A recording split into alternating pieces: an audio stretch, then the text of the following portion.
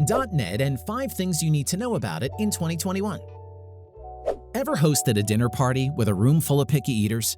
Janice can't eat gluten, Tom's allergic to shellfish, and Wendy, she's a vegan and can't have any animal products within 2 plates of her own. It's a nightmare to get them all to play together nicely and accommodate them so the dinner party goes smoothly.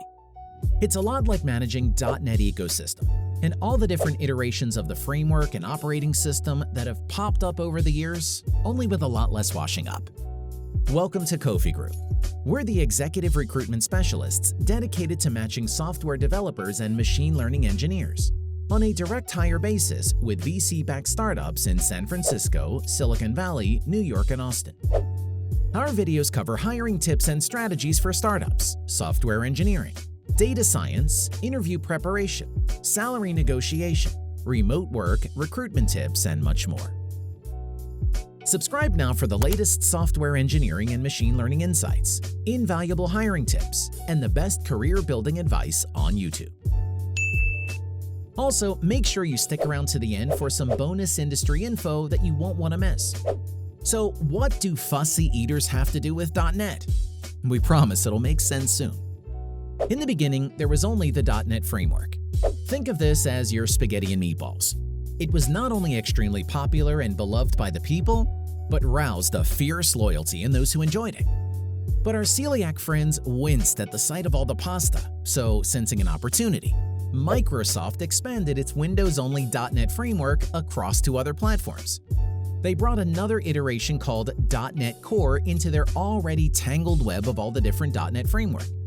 Think of .NET Core as thick chicken soup. But pretty quickly it became obvious, just like .NET Framework and .NET Core, the two camps were incompatible and didn't want each other's meals. Not only that, but now our vegan friend is invited and we have to find a way to make everyone get along. There had to be a way to unify both the Windows-specific and cross-platform camps.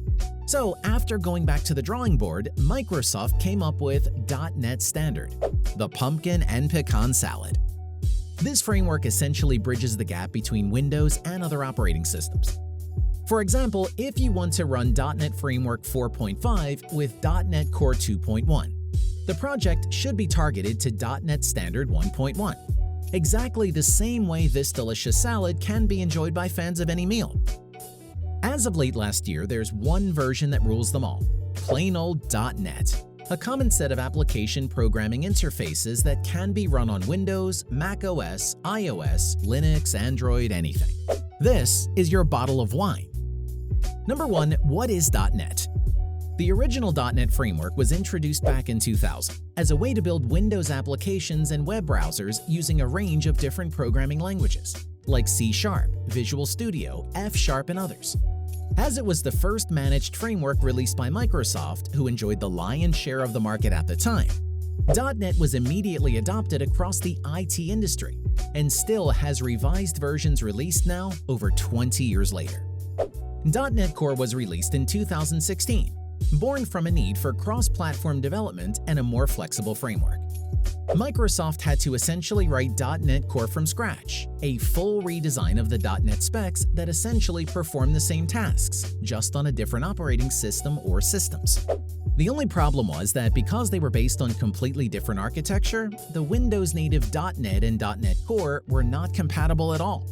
So .NET Standard was introduced later that year in 2016 as a set of application programming interfaces or APIs and libraries that could be used on all platforms, whether .NET or .NET Core. This was a messy stopgap solution at best, and recently, in November 2020, .NET 5 was released, a new version of that framework that truly unifies .NET without the need for different iterations and architecture. The all-new .NET 5 is made up of common sets of APIs that can be run on all operating systems. Number 2. What .NET is used for. The .NET framework was revolutionary, as the code itself served as an intermediate language that was stored in .dll and .exe files, and could effectively communicate with multiple other programming languages. Likewise, it featured a common language runtime or CLR environment that handled everything to do with an application's execution on the system. This CLR used a process called just-in-time or JIT compilation that translated language-specific code into intermediate code that could then be further converted into the machine code native to the computer environment the application is running on. This was all run using a C#-based class library, BCL, that, like its name implies, provided the foundational types and utility functionality to all other .NET class libraries. The aim here was to support general implementations of code without any bias to any workload. For most apps, the BCL is a Common Language Library, CLI, that takes care of things like basic file access, collections, custom attributes, formatting, security, string manipulation, and a whole other host of system processes. From here, a more specific Framework Class Library, FCL, makes the developers' lives that much easier, as even though they're based on C#, FCL elements can be used by any CLR-supported programming languages. It's the FCL that contains the classes needed to build all kinds of applications, whether they be desktop, web-based, mobile phone, or used on the Xbox gaming console. .NET Core performs all these tasks, except it can do it on a wider range of operating systems, without the backwards compatibility issues of its heritage. The framework itself is based on a more modular architecture, separated into core components that allow the developer to select additional cores from the NuGet repository, hence the name. Think a compartmentalized, simpler version of the .NET framework. With the flop of .NET Standard, the new .NET 5 is the future for the framework, bringing a smile to the devs' faces as theoretically an application needs to be written once and once only before it can be used across virtually any system. Are you thinking about exploring new software engineering opportunities? Kofi Group is working with VC-backed SaaS, AI, developer tooling, and social impact startups around the country. All of the startups we work with utilize modern technologies, value work-life balance, and are hiring engineers on a 100% remote, on-site, and hybrid basis. We handle all salary negotiations and regularly see compensation packages ranging from $150,000 to $200,000 a year, plus equity for senior engineers. To benefit from a confidential conversation about your career and some of the best opportunities for software developers and startups, contact us at kofi-group.com today. Number 3. Pros. Object-oriented. The development model Object-Oriented Programming Module, OOP, is what drives .NET and works by breaking down software into smaller, easier-to-manage chunks. All data is compartmentalized into data fields that use the declaration of classes to describe an object's behavior. Translation? The code is not only more manageable, but testing is easier, meaning a faster response to bugs, errors, and issues. Not only that, a fair bit of necessary programming is eliminated. So once again, happy devs, which translates to saving on both time and cost. Visual Studio. .NET has a feature called Visual Studio, which is an integrated development environment Microsoft has developed to make writing and testing software that much easier, especially for Android and iOS. A whole bunch of editor extensions cover everything from continuous integration to cloud development and third-party connectivity. Cross-platform. Not much more to say here. Allowing the code to run on any operating system is a no-brainer. C# life, baby. Flexible deployment. We live in a world where time equals money, so any framework with a fully modular design with common dependencies means that deployment is as easy as copying over a folder. Not only that, you can still have multiple versions of .NET 5, .NET Framework, and .NET Core running side by side on the same system to make the transition process that much smoother. High performance. Stack Overflow, the leading internet resource for programmers, developers, and coders, is itself built on .NET, managing over 5.3 million views per day, running off just 9 servers. Talk about endorsing high performance. Cost-effective. Visual Studio is something that's preferred by many front-end developers because it's not a costly optional extra, is constantly updated, and for the most part does everything you want it to do. Have you ever considered a role as .NET specialist? We'd love to hear from you. Type .NET in the comments below and share your feedback with us. Also, keep watching to the end for some bonus content where we talk salary expectations. Number 4. Cons. Not object relational.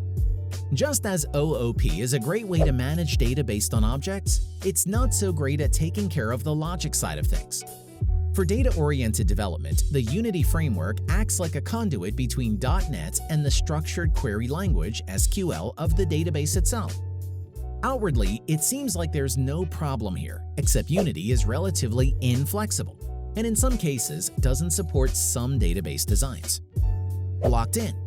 Unlike the open-source .NET Core, .NET 5 is a framework solely controlled by Microsoft and is not community-driven, meaning the implementation of any quality-of-life improvements or changes are decisions only Microsoft can make. Leaky memory. Despite packing a garbage collector, .NET 5 still suffers from memory leakage problems, meaning a software engineer has to be on hand to oversee resource management. Difficult transition. Despite supporting the .NET framework, .NET Core and .NET Standard, a transition over to the all-new .NET 5 is still a bit of a minefield. Expect some bumps in the road as it won't be smooth sailing, at least until we see a 5.1 that takes care of a few niggling compatibility issues.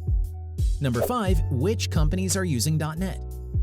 As we mentioned before, it speaks volumes for .NET 5's utility that an unbiased website like Stack Overflow is using it.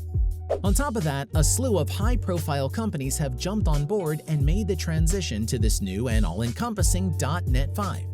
GE, UPS, the Academy of Motion Pictures Arts and Sciences, Alaska Airlines, Asgard Systems, Allscripts, and HCL, just to name a few. It's important to note that the new and improved framework has been out only 6 months, is yet to receive its first major update, and is already being adopted by plenty of companies across a wide range of industries. Overall, the new .NET 5 is a lot of bang for your buck. If you're looking for software that can scale with a growing business, then .NET 5 provides a stable environment that can accommodate both scaling and also the redesign of applications to reflect the changing needs of that business. That being said, being backed by Microsoft means that there is plenty of support for larger enterprises in the form of an expansive toolkit and cross-platform compatibility. The ability to integrate applications for both internal and external use, as well as between computers and mobile devices, is a definite advantage in the modern business world. Congratulations, you made it to our bonus content. Thanks for staying tuned in. As a special reward, we're going to let you in on what kind of money you can see by either upskilling your existing knowledge to include .NET 5, or to see if this is a career path you want to pursue as a junior software engineer. Despite the update and overhaul of .NET 5, there is yet to be specifically advertised roles that explicitly ask for experience in .NET 5 itself. This is expected to change in the coming year, as more companies adopt the new architecture and framework. If you've had any experiences in any of the previous iterations of .NET, then it's probably a good idea to upskill and get across .NET 5, how it works, how it's different from its predecessors, and what new features it brings to the table. The average base salary for a .NET developer in the United States is $94,500, with Nashville, New York, and Houston topping the charts, with average salaries of $115,000, $107,000, and $103,500 respectively. We hope you enjoyed .NET and 5 things you need to know about it in 2021.